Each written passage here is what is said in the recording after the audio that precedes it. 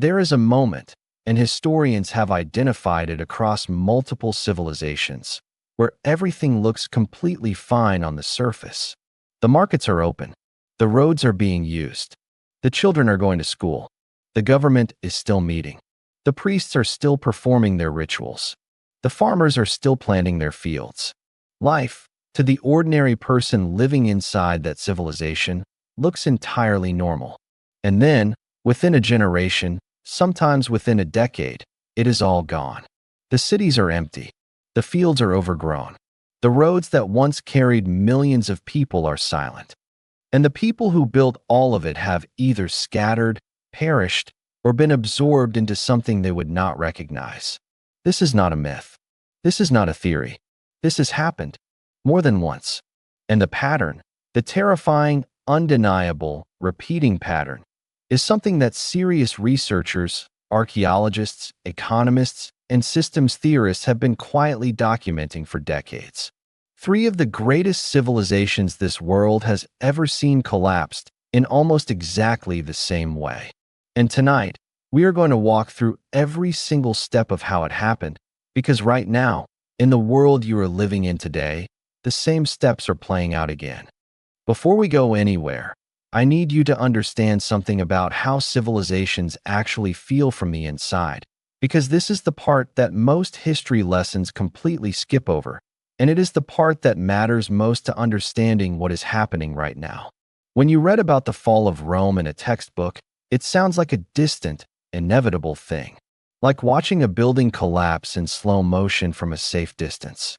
But the people who actually lived through the decline of Rome, the merchants in the Forum, the mothers raising children in the provinces, the soldiers stationed at the borders, the senators arguing in marble halls, they did not feel like they were living through a collapse. They felt like they were living through a difficult period, a rough patch, a time of challenges that would eventually be resolved, because civilizations like theirs had always found a way through. That feeling, that stubborn, deeply human belief that the system you were born into will somehow correct itself, is not unique to Rome. It appears in the records of every civilization that has ever fallen. And it is one of the most important psychological pieces of this entire story, because it explains why, even when the warning signs are visible, even when the data is right there in front of people, the collective response is almost always the same. People adapt. People normalize. People tell themselves that things have been bad before and gotten better. And sometimes, not always, but sometimes, they are wrong. Before we go any further, let us know in the comments where you are watching from. We would love to hear from you. And do not forget to hit that subscribe button so you never miss any of our upcoming videos. Tonight we are going to talk about three civilizations: the Western Roman Empire, the classic Maya, and the ancient Bronze Age world of the Eastern Mediterranean, a network of interconnected palace kingdoms that most people have never heard of, even though its collapse is considered by many scholars to be one of the most catastrophic events in all of recorded human history. We are going to look at what made each of these civilizations extraordinary. We are going to walk through the specific conditions that developed inside each one before the end came.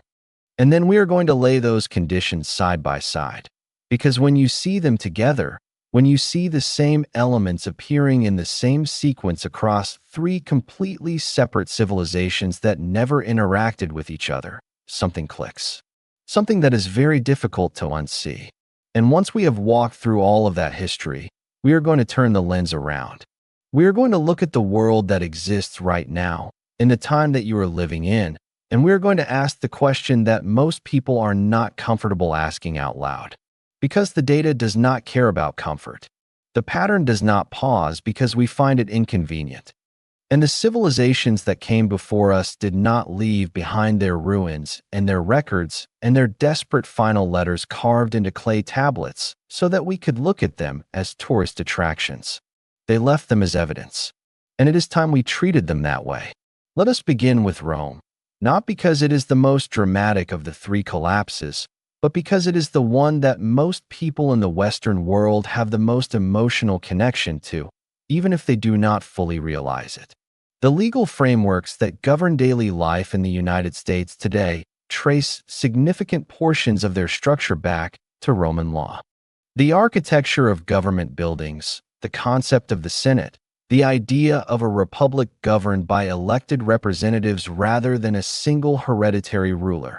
All of it carries the fingerprints of Roman political philosophy. Rome is not ancient history to the Western world.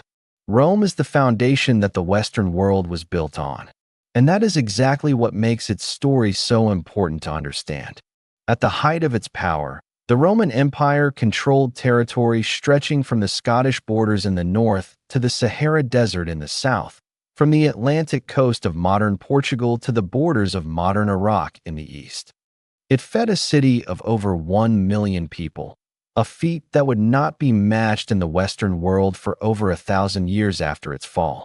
It maintained a professional standing army of extraordinary discipline and effectiveness.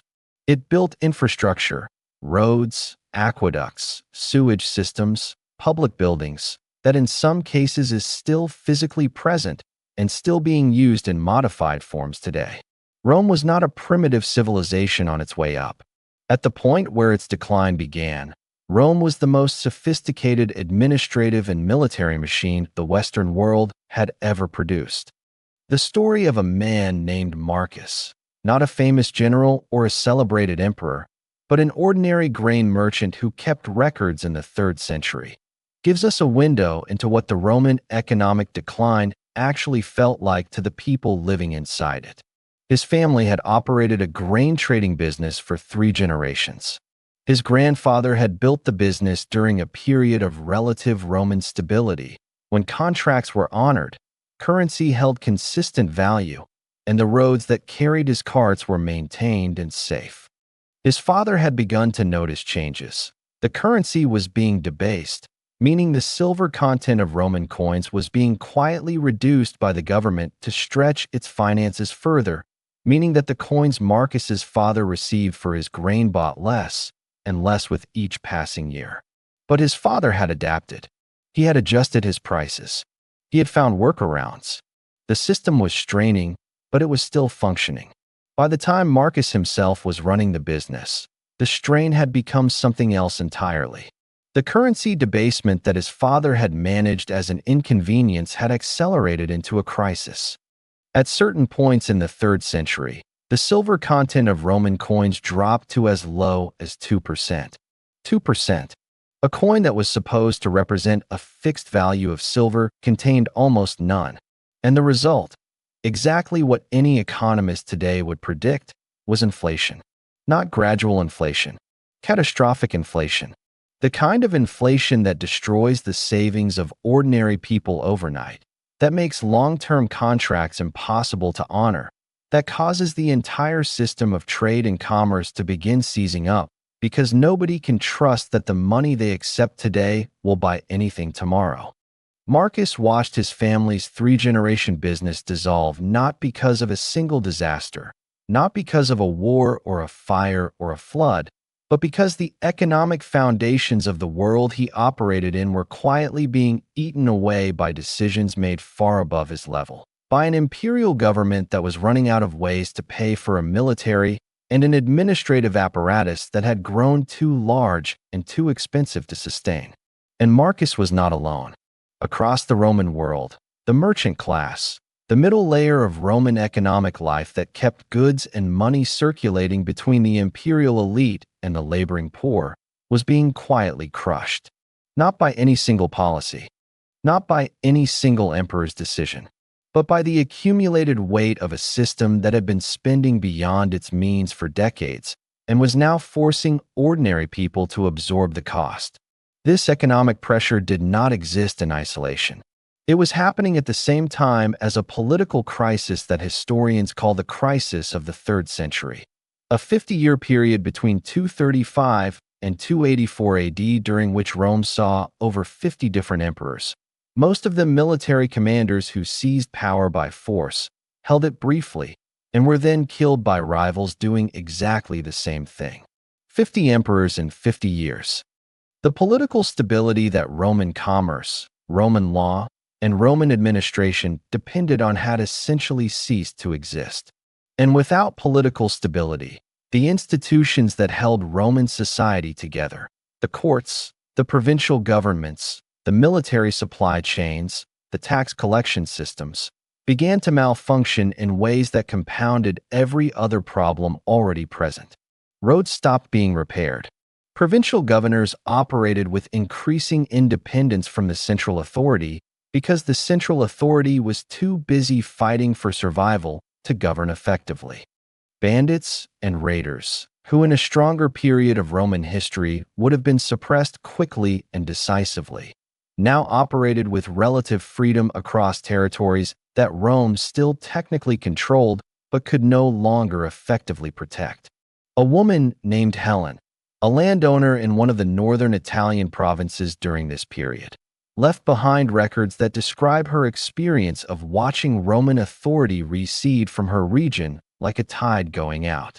She had grown up in a world where Roman soldiers patrolled the roads, where Roman magistrates settled disputes, where the weight and authority of the Roman state was a constant, reliable presence in daily life.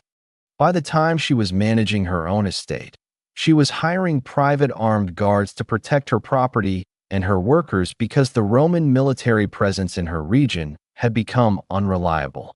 She was negotiating directly with local strongmen for protection rather than relying on imperial law. She was, without using these words, watching the Roman state slowly withdraw from the practical realities of her daily life. Even while it still technically existed, even while emperors were still being proclaimed in Rome, even while the Senate was still meeting and officials were still issuing decrees. The form of Rome persisted long after its functional capacity had begun to hollow out. And that gap between what an institution claims to be and what it is actually able to deliver is one of the most important warning signs in this entire story.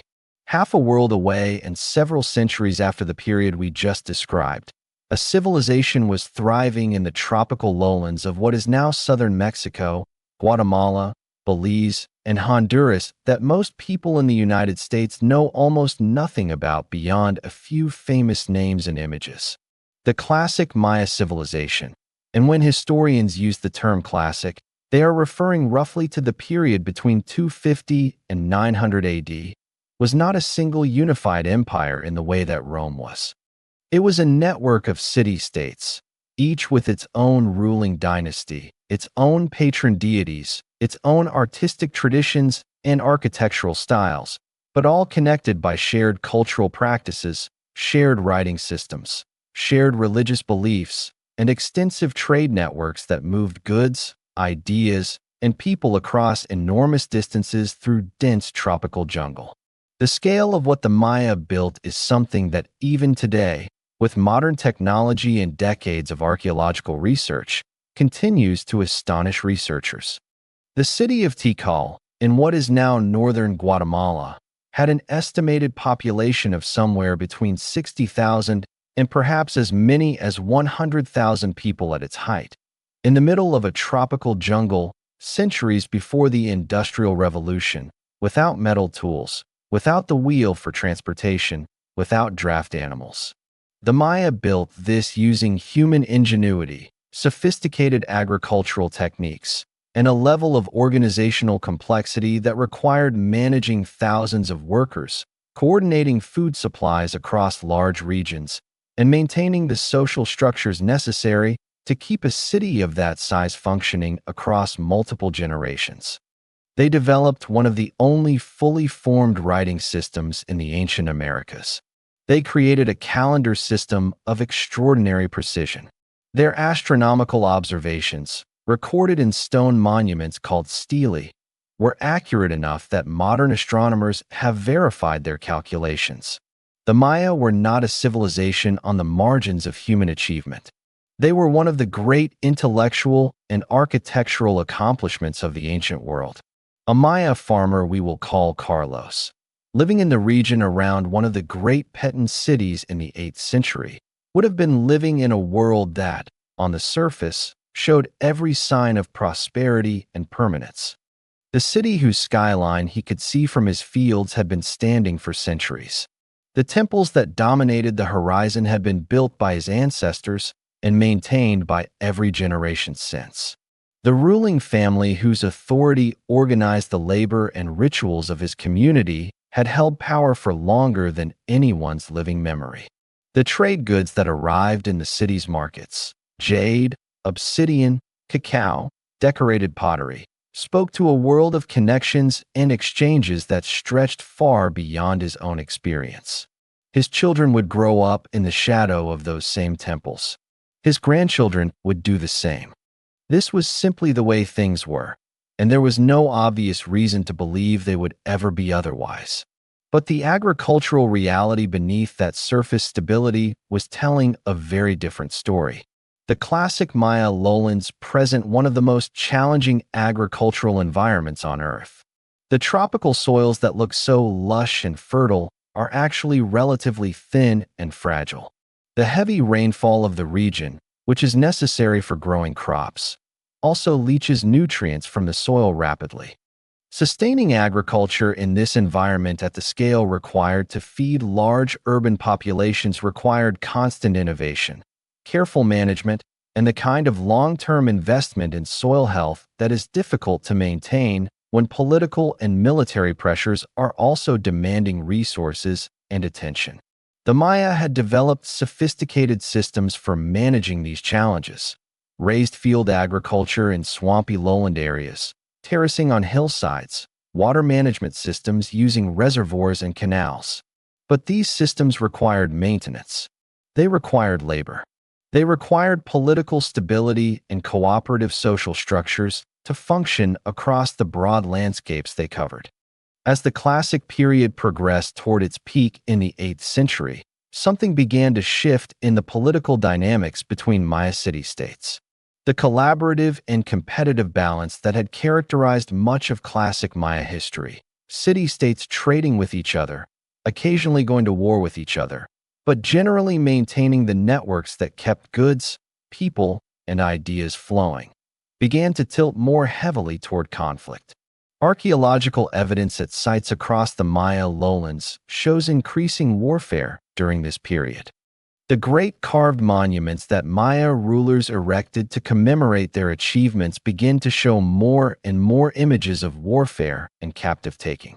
The political marriages and diplomatic alliances that had maintained some level of inter-city stability appear to have broken down in many regions.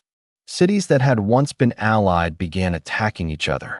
Trade networks that had moved goods across the lowlands began to contract as conflict made travel dangerous and rival cities imposed barriers on commerce. A woman we will call Diana, reconstructed from archaeological evidence at one of the secondary Maya cities of this period, was the wife of a mid-level administrator responsible for managing one of the agricultural districts surrounding her city. Her household records tell a story of escalating scarcity that unfolded gradually enough that each individual step might have seemed manageable, but that in aggregate added up to systemic breakdown. The labor that had maintained the raised field systems in her district began to be redirected toward military service as her city's conflicts with neighboring powers intensified. With less labor available for agricultural maintenance, the raised fields began to deteriorate. With the raised fields producing less, the food surplus that the city depended on to feed its non-agricultural population, the craftspeople, the administrators, the priests, the soldiers, began to shrink. With the food surplus shrinking, the city's ability to maintain the social contracts that kept its population loyal and cooperative began to erode. People who had trusted the system to feed them and protect them began to experience that system failing to do either.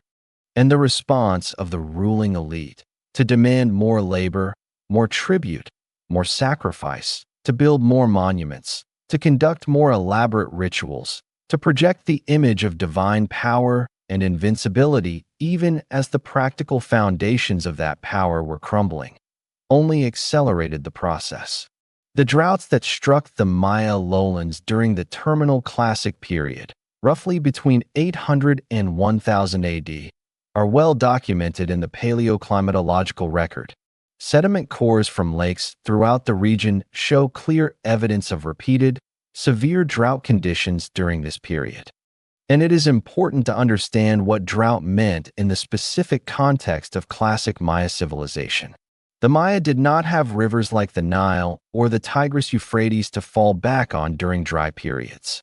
Their water systems were almost entirely dependent on rainfall, collected in reservoirs, managed through the canal systems, stored carefully through the wet season to sustain populations through the dry months.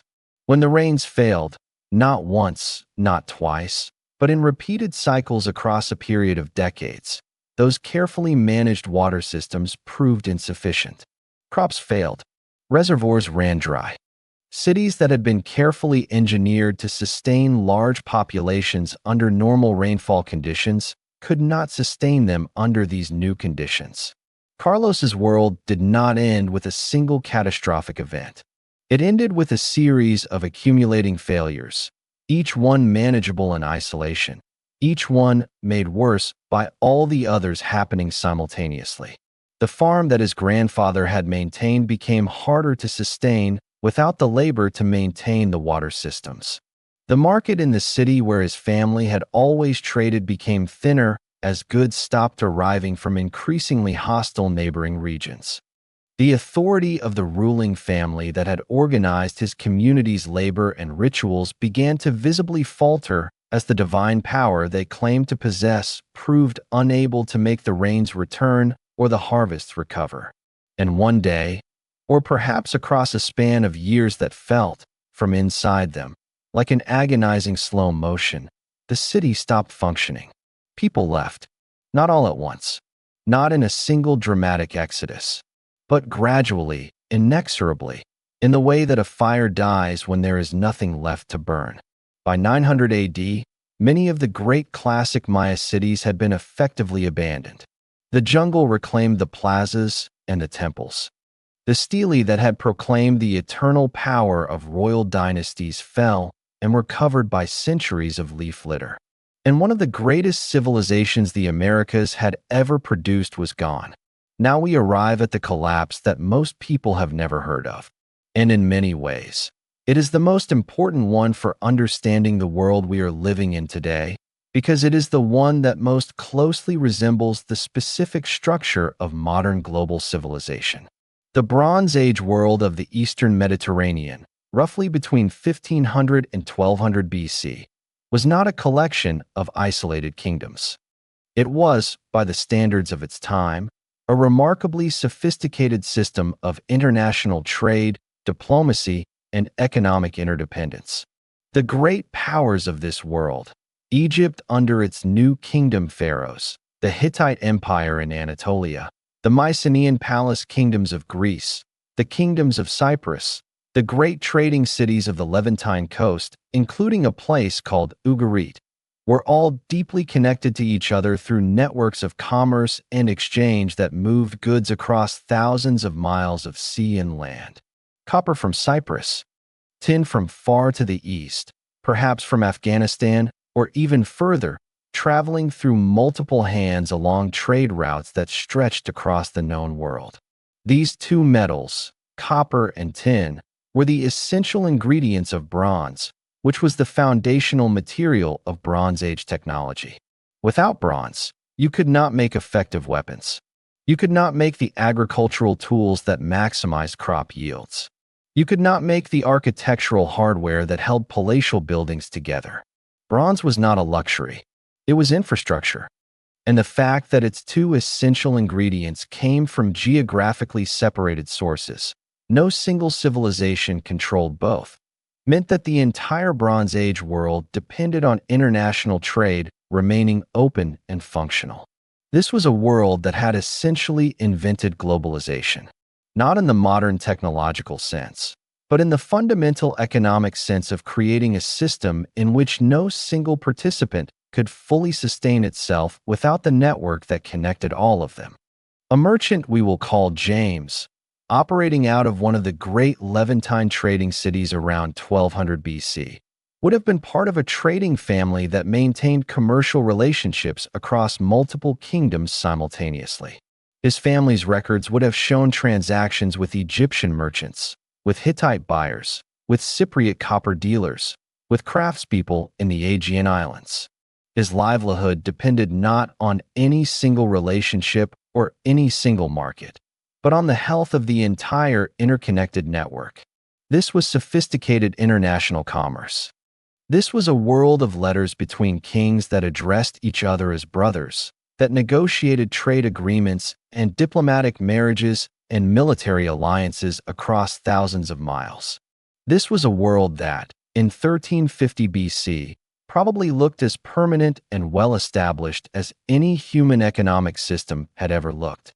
And then, between approximately 1200 and 1150 BC, within a 50-year window that is almost impossibly short by the standards of civilizational history, it was gone. Almost all of it. The Mycenaean palace kingdoms of Greece collapsed so completely that Greece entered what historians call the Greek Dark Ages, a period of roughly 400 years during which writing disappeared, trade networks vanished, population levels dropped dramatically, and the extraordinary achievements of Mycenaean civilization were preserved only in oral traditions that would eventually, centuries later, be written down as the Iliad and the Odyssey. The Hittite Empire, which had been one of the two great superpowers of the Bronze Age world alongside Egypt, ceased to exist. Its capital city was destroyed and never rebuilt. Ugarit, the great trading city whose archives have given historians some of their most important primary sources for understanding the Bronze Age world, was destroyed around 1185 BC and never reoccupied. Egypt survived, but in a dramatically weakened form, never again achieving the power and reach it had held during the height of the New Kingdom. Within living memory, within the span of a single human lifetime, one of the most sophisticated and interconnected civilizations the ancient world had ever produced had effectively ceased to function. James's final letters, preserved in the clay tablet archives at Ugarit, fired hard by the very fire that destroyed the city and thus accidentally preserved for us, describe a world coming apart at extraordinary speed. Ships that had always been able to move safely between ports were under attack. Grain supplies that had always arrived from Egypt were failing to appear. Requests for military assistance sent to formerly reliable allies were going unanswered. The administrative machinery of his city was straining to respond to multiple simultaneous crises with resources that were already depleted. The letters have a quality of desperate urgency, the voice of someone who cannot quite believe how fast things are moving, who keeps expecting that the normal mechanisms of this sophisticated international system will kick in and stabilize things, even as the evidence mounts that something fundamentally different is happening this time. Historians have debated for over a century what caused the Bronze Age collapse, and the honest answer is that there is still no complete consensus. The theories that have been proposed include climate change and drought, which paleoclimatological evidence does support to some extent. Mass migrations of displaced peoples from various regions who are referred to in ancient sources as the Sea Peoples. Earthquakes, which archaeological evidence shows did strike multiple sites during this period. Internal rebellions by subject populations against palace elites, and the disruption of the trade networks themselves. The possibility that the highly interdependent Bronze Age economic system was structurally fragile in a way that meant any significant disruption could cascade rapidly through the entire network. Most serious scholars today believe it was not any single one of these factors, but a combination of several happening simultaneously, what researchers have described as a perfect storm of interconnected failures.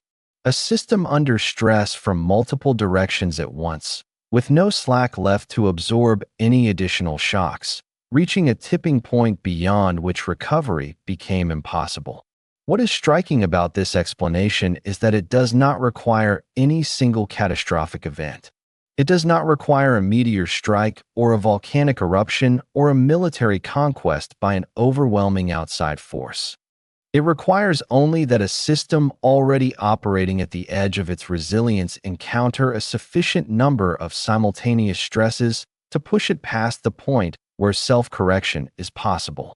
And once that point is crossed, once the feedback loops of collapse begin reinforcing each other, the speed of disintegration can be shocking. A system that took centuries to build can come apart within a generation. We have now walked through 3 civilizations, 3 different locations on the globe, 3 different centuries, 3 different cultures, languages, religions, political systems, and economic structures. And yet when you lay their collapse sequences side by side, what emerges is not 3 separate stories. What emerges is one story told 3 times. Every single one of these civilizations, in the period before its collapse, showed the same cluster of conditions. Extreme wealth concentration, where the resources of the civilization were increasingly captured by a small elite, while the broad middle layer of society, the layer that keeps economic circulation functioning, the layer that provides the social stability a civilization depends on, was being hollowed out. Political dysfunction, where the institutions that were supposed to manage collective problems became increasingly unable to do so, either because they were captured by competing factions or because their practical authority had eroded even while their formal existence continued, or because the trust that gives political institutions their actual power had been exhausted by repeated failures and betrayals.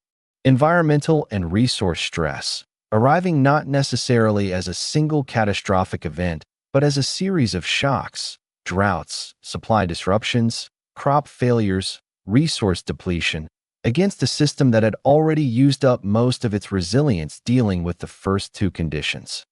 And finally, the feedback loop, the point at which each of these conditions begins making the others worse, where economic distress fuels political instability, which prevents response to environmental shocks, which deepens economic distress, cycling faster and faster until the system loses the capacity to correct itself. This is not a controversial historical observation. It is documented. It has been written about seriously by scholars at major universities. The historian Peter Turchin, who spent years developing what he calls cliodynamics, the mathematical modeling of historical processes, has published research showing that this cluster of conditions appears reliably in the historical record as a precursor to civilizational instability and collapse.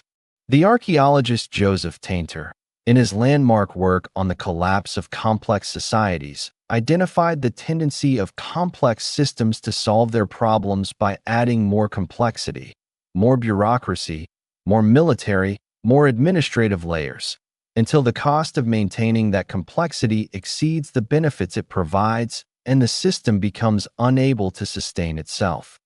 The ancient historian Brian Ward Perkins, writing about the fall of Rome specifically, documented in meticulous detail the material evidence of what collapse actually means for ordinary people. The disappearance of fine pottery from archaeological layers, the shrinking of average house sizes, the decline in the quality and quantity of everyday goods, showing that the fall of Rome was not just a political or military event, but a genuine catastrophic decline in the material living standards of millions of ordinary people that took centuries to recover from. These scholars are not writing science fiction. They are not trafficking in conspiracy theories or apocalyptic speculation. They are doing serious, peer-reviewed, evidence-based academic work. And what their work collectively points toward is a pattern that is real, that is documented, and that repeats across civilizations with a consistency that demands to be taken seriously. Now we turn the lens around. The wealth concentration question is not in serious dispute among economists. By virtually every measure available, share of total wealth held by the top 1%, ratio of median worker wages to executive compensation, share of economic growth captured by the top decile versus the broad middle. Wealth inequality in the United States and in most of the developed world has been increasing for roughly 4 decades. The Federal Reserve's own data shows that the top 1% of Americans hold more wealth than the entire bottom 50% combined. That is not a political opinion. That is a Federal Reserve data point. The hollowing out of the middle class, the precise phenomenon that appears in the archaeological and historical record as a precursor condition to civilizational instability, is not a metaphor in contemporary America. It is a measurable, documented, ongoing economic reality. The political dysfunction question is similarly not in serious empirical dispute, regardless of where one's political sympathies lie. Trust in institutions, government, media, courts, medicine, financial systems, has declined sharply and consistently across polling data in the United States over the past several decades. The Gallup organization, which has been tracking American confidence in major institutions for 50 years, shows that confidence in most major American institutions is at or near historic lows. The legislative capacity of the federal government, its practical ability to pass significant legislation addressing major national challenges, has declined measurably. The polarization of the political environment has reached levels that political scientists describe using language borrowed from the study of pre-conflict societies. None of this is partisan commentary. These are measurable phenomena that are documented in the data regardless of which political direction one faces. The environmental and resource stress component does not require elaboration beyond the publicly available scientific record. Climate disruption is already affecting agricultural productivity in key global regions.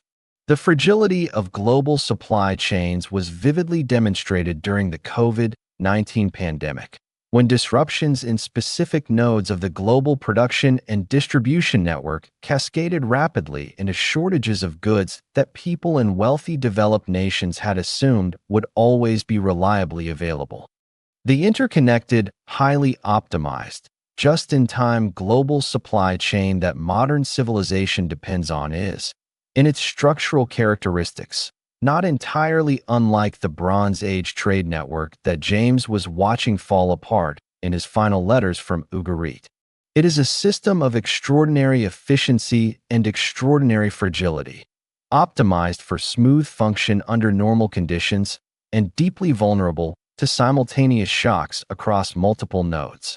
And here is the question that the historian in the room always eventually has to ask.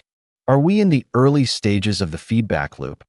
The honest answer, the one that serious researchers give when they are not in a context where they feel pressure to be reassuring, is that we may be. Not certainly, not inevitably, but possibly. The conditions are present. The sequence is recognizable.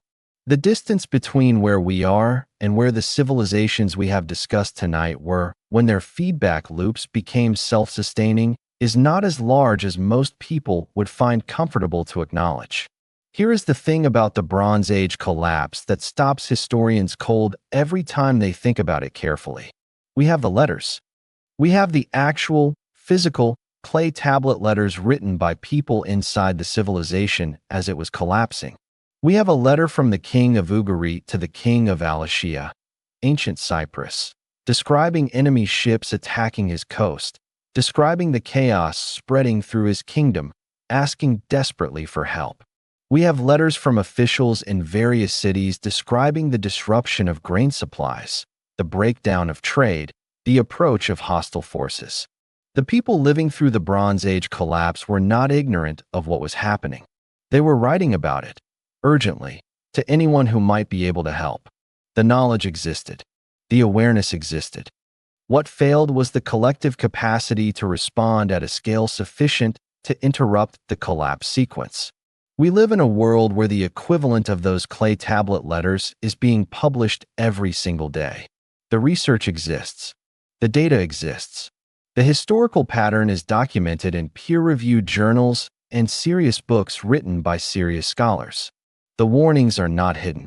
They are not suppressed. They are publicly available to anyone with internet access and the inclination to look. And what the historical record suggests, with a consistency that is difficult to argue with, is that the availability of information and the availability of warning is not, by itself, sufficient to produce the collective response necessary to change course. Rome's decline was documented by Roman writers as it was happening. The Maya inscribed their political failures on stone monuments. The people of the Bronze Age world wrote their final desperate letters. They all knew, and the systems they lived in had, by that point, lost the capacity to convert that knowledge into effective action. But here is what the full story also shows, the part that gets left out when people tell this story as pure catastrophe. After Rome fell in the West, the knowledge that Rome had accumulated did not disappear. It was preserved in monasteries, in the Eastern Roman Empire, in the Arabic scholarly tradition that translated and maintained Greek and Roman texts while Europe was in its darkest period. The civilization that eventually emerged from the collapse of Rome was shaped by everything Rome had left behind. It was painful. It took centuries. The material suffering of ordinary people during that long transition was real and devastating. But something came through. After the Bronze Age collapse, after 400 years of Greek Dark Ages, there emerged a world that produced democracy, philosophy, the foundations of Western science and literature. The darkness did not last forever. And the Maya, let us be absolutely clear about this, did not disappear. Their descendants are alive today. Millions of people of Maya heritage carry forward the language, the culture, the traditions, the identity of that civilization. The collapse of the classic Maya city-states was not the end of the Maya people. It was a transformation, brutal, painful, devastating for the people who lived through it, but not an erasure. Collapse, in the historical record, is not the final word. It is a rupture, a breaking point, a moment when systems that had grown too rigid, too unequal, too extractive to sustain themselves gave way to something that had not yet taken shape. What that something becomes depends, and this is the part that history does not determine in advance, on the choices made by the people living through the transition, on what they choose to preserve, on what they choose to build, on whether they can find, in the wreckage of what no longer works, the clarity to imagine something better. The civilizations that came before us left us their ruins and their records as the most honest gift they could give. They said, in effect, this is what happened. This is what we missed. This is what we failed to do when we still had the chance. The only question that matters now is what we do with what they left behind. So I want to ask you something, and I want you to take a moment before you answer, because this is not a casual question. Looking at everything we have walked through tonight, the pattern, the conditions, the feedback loop, the people who lived through these collapses and left us their records, where do you think we are on that timeline right now? Is there still time to interrupt the sequence? Or have we already crossed a threshold that the people in these stories crossed before they understood what was happening? Tell me what you think in the comments. I am genuinely asking, because the people who are going to figure out the answer to that question are not going to be the ones who looked away. They are going to be the ones who were paying attention. Share this with someone you think needs to hear it. Because the most important thing the historical record tells us is that the people who changed the course of collapsing civilizations were almost never the most powerful people in the room. They were the ones who saw clearly and refused to stay quiet. Subscribe so you never miss what comes next, because the story we just told is far from finished, and the next chapter is the one we are all writing together right now.